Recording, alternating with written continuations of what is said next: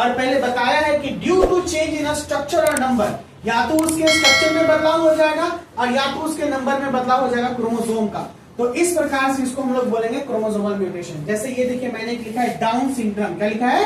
Down syndrome. ये ऐसा syndrome है कि जो 21 नंबर क्रोमोसोम पे एक नया क्रोमोसोम आके अटैच हो जाता है एक्स नंबर, तो ये कहलाता है ट्राइजोमी। क्या कहलाता है? ट्राइजोमी। ये याद रख लीजिएगा, ठीक है ना। ये नीट तक का क्वेश्चन बोला हुआ है। डाउन सिंड्रोम को एक नाम से और जानते हैं, क्या जानते हैं? ट्राइजोमी। ये 21वें नंबर क्रोमोसोम पे एक क्रोमोसोम और आ गया, तो क्रोमोसोम कितना होना चाहिए? केवल 2। एक आके और जुट जाएगा तो क्या बन जाएगा?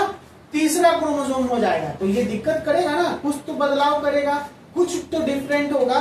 तो इसमें जो बच्चा जन्म लेता है वो उसको प्रॉब्लम होता है, मेंटल प्रॉब्लम हो जाएगा, मेंटल रिटार्डेशन, यानी उसकी दिमागी हालत कमजोर हो जाएगी।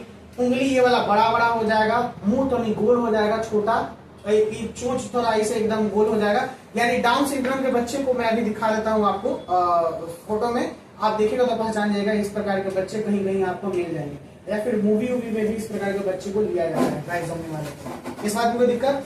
नेक्स्ट आते हैं, म्यूटाजेंस क्या होता है? म्यूटाजेंस वो एजेंट होता है जो म्यूटेशन को फैलाता है। ओके, म्यूटाजेंस वो एजेंट होता है जो म्यूटेशन को फैलाता है। यानी हम लोग कहते हैं ना कि हमें बीमारी कैसे होती है, तो पैथोजेन से होती है। तो पैथोजेन एक एजेंट है जो बीमारी को लाता है, यानी छोटे मोटे माइक्रो ऑर्गेनिज्म जो खाने के माध्यम से, पानी के माध्यम से या फिर किसी भी चीज के माध्यम से हमारे अंदर इंटर कर जाते हैं।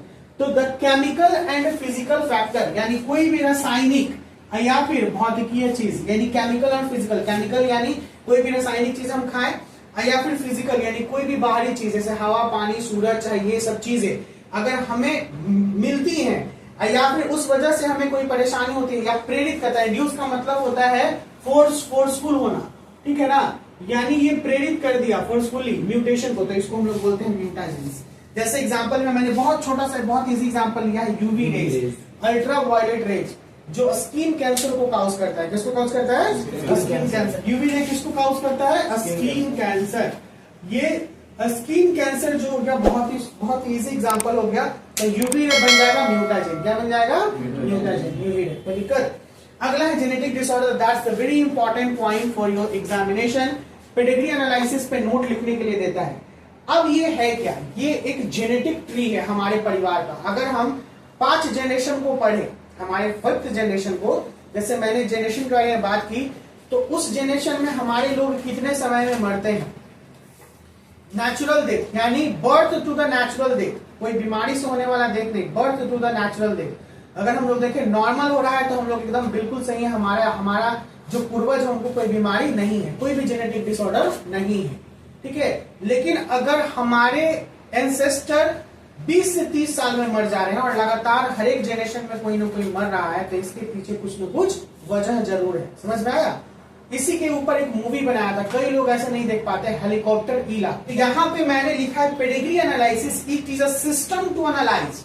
ये एक ऐसा तरीका है जो हम लोग देखते हैं और समझते हैं the distribution and movement of character in the family tree, यानी डिस्ट्रीब्यूशन कैसे फैमिली ट्री चेंज हो रहा है, बदल रहा है, और उसमें मूवमेंट कैसा है पूरे फैमिली ट्री का। यानी अगर हम कहेंगे कि हमारा 5th जनरेशन हम नोटिस करें, ठीक है ना, तो 1st जनरेशन का 2 बच्चा, यहां से यहां, फिर इस जनरेशन का 2 बच्चा, इस जनरेशन का 2 बच्चा, तो ये धीरे धीरे जो आता है इसको फैमिली ट्री बोलते हैं। ओके, प्रीवियस टाइम में मैंने बताया था इजिप्शियन जो एम्पायर था उसको खत्म होने के पीछे क्या वजह था। जो भी पहले के राजा महाराजा होते थे बहुत ज्यादा, वो प्योर ब्लड को ढूंढते थे, यानी वो दूसरे जगह शादी नहीं करवाते थे, वो अपने में ही शादी करवा देते थे। भाई बहन में शादी हो गया वो जनरली, और खास करके इजिप्शियन एम्पायर को खत्म होने का सबसे बड़ा मेन वजह यही था कि वो अपने भाई बहन में शादी करते करते करते लास्ट में उसका जो बच्चा जन्म लिया, ठीक है, वो एकदम अपंग पैदा हुआ और वो कुछ ही समय तक जिया, फिर वो खत्म हो गया, यानी पूरा जी नहीं पाया वो। तो अब मैंने इस क्लास में आगे जाके आपको पढ़ना भी है कि इन ब्रीडिंग डिप्रेशन, अगर आपस में ब्रीड कराते हैं तो वो आगे जाके डिप्रेस्ड हो जाएगा, यानी खत्म हो जाएगा। आउट ब्रीडिंग जो होता है वो वेरिएशन लाता है। मैंने फ्लावर में भी पढ़ा था, सेक्सुअल रिप्रोडक्शन में फ्लावर, कैस्मोगैमस और क्लिस्टोगैमस। अगर 2 अलग अलग वेराइटी आपस में मिलता है तो एक न्यू वेराइटी बनता है और उसमें वेरिएशन आता है, लेकिन सेम वेराइटी आपस में मेट करते रहेगा तो कोई वेरिएशन नहीं होगा और आगे जाके डिप्रेस कर जाएगा। तो पेडिग्री एनालिसिस, आप लोग को इसमें होमवर्क क्या है आज मैं बताता हूँ, बहुत ही अच्छा टॉपिक है, मैं यहीं पे रोकूंगा, 4-5 पॉइंट है। सबसे पहले तो आपको ये ट्राइजोमी के ऊपर एक नोट लिख के लाना है, ठीक है ना, कि ट्राइजोमी में होता क्या है, what do you understand by trisomy, पहला। सेकंड है आपका कि म्यूटाजेंस में मैंने अभी एक्सरे, कुछ म्यूटाजेंस को और नाम बताने हैं, नेम सम अदर म्यूटाजेंस, दूसरा क्वेश्चन ताकि पता चले, नेम सम अदर म्यूटाजेंस। और तीसरा अपना अपना जेनेटिक ट्री बनाना है, यानी फैमिली ट्री बनाना है अपना, मिनिमम 3 जनरेशन में बना दीजिएगा तो चलेगा, 3 जनरेशन यानी परदादा, दादा और पापा, तो उसके बाद तो आप है, नहीं तो चलिए दादा इतना पता चल जाएगा, फिर पापा और आप लोग, ये 3 जनरेशन। और अगर, क्योंकि देखिए जनरली सबको पता होता नहीं है कि फैमिली ट्री में कब मरे कब जन्मे, तो अगर कुछ ऐसा पता हो, क्योंकि बहुत सारी बीमारी होती है, केवल मैं यही नहीं बात करता हूँ, कैटरेक्ट, कैटरेक्ट एक मोतिया बिंद होता है, मोतिया बिंद ऐसी बीमारी है कि आपका एंसेस्टर चलते आएगा, जिसको हो गया है, जैसे ये जेनेटिक में माना जाता है। अब बताओ, ये भी बात सही बोला, कहाँ पे होता है कैटरेक्ट, कहाँ पे होता है, देखिए नहीं पता, बस आँख में होता है, आंख में होता है, आंख के किस पार्ट में होता है, जैसे ये एक मोती के जैसा होगा, ठीक है ना, धीरे धीरे व्हाइट कलर का एकदम बहुत डार्क तरीके से, फिर उस बड़ा होते जाएगा, तो इसका इलाज है, इसको आसानी से इलाज किया जा सकता है ऑपरेशन के थ्रू, या फिर ये चीज अब बहुत एडवांस हो गया है हमारे हाँ, ये बहुत ही एडवांस टेक्नोलॉजी हम लोग के पास आ गया है, हम लोग कोई भी चीजों को बहुत जल्दी से इलाज कर सकते हैं, क्योंकि ये संभव हुआ है इसी के बाद, जेनेटिक्स के बाद। तो आई होप कि आज का ये क्लास आपको समझ में आया हो। आज हम लोग यहीं पे रोकते हैं, बहुत ही अच्छा 5-6 पॉइंट था। अगले क्लास में मेंडेलियन डिसऑर्डर है, जिसको हम लोग आगे लेके चलेंगे, ठीक है ना, क्योंकि वो बेहतर टॉपिक है और जाना है क्या सर, जरूरी है उसके पापा आ जाए तो वो नहीं मरेगा 22 साल के बाद।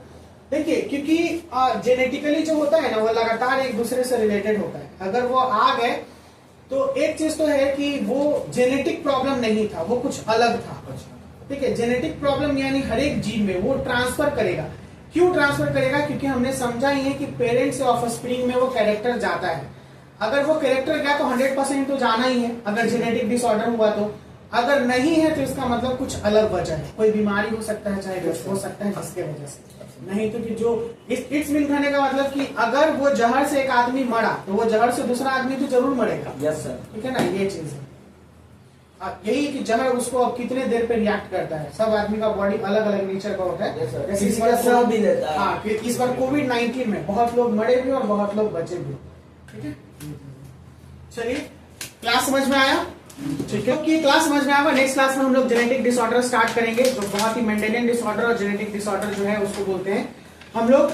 अगले क्लास में कंटिन्यू रहिएगा, बहुत जल्द मिलते हैं नेक्स्ट वीडियो के साथ, to be continue in my classes, so subscribe my channel, बहुत जल्द मिलते हैं, bye bye, take care, see you soon.